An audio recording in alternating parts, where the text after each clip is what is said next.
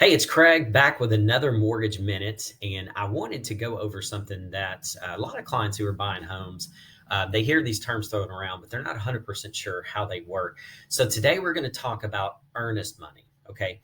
And first, let's make sure we all know what earnest money is. So, earnest money is money that you deposit with the seller, and it's typically not given directly to the seller. It's usually held in escrow, a lot of times with the title company or one of the real estate offices involved in the transaction.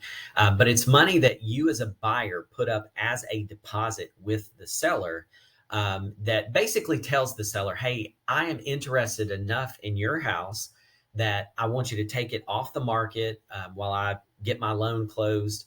And if I back out of the contract for any reason that's not allowed in the sales contract, you can keep my earnest money. That's how serious I am about buying your home. That's really kind of the purpose of earnest money.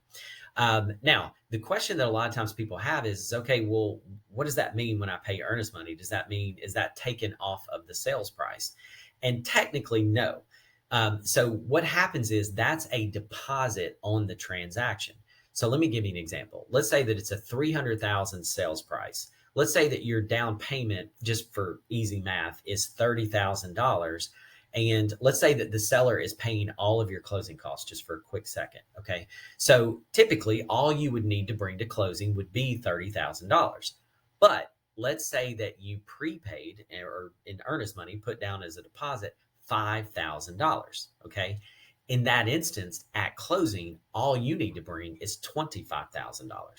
It doesn't mean that the only money you needed for closing was 25,000, or the only money you needed for the transaction was 25,000. What it means is you needed a total of 30, but you prepaid or you deposited $5,000 upfront as earnest money. That is given to you at closing as a credit. Okay. So had you not paid the 5,000 in earnest money in this situation, you would have needed $30,000 at closing. But because you paid $5,000 towards earnest money, now at closing, you only need to bring $25,000.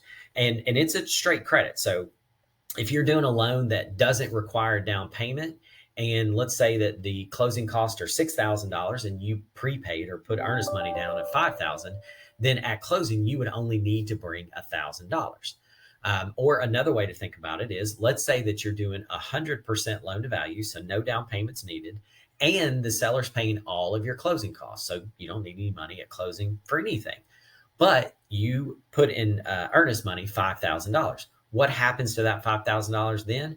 You actually get it back at closing. You literally walk from closing with a check for the same $5,000 you put up as earnest money. So if you have any questions about that, give us a call, 615-498-5626, and I appreciate you watching.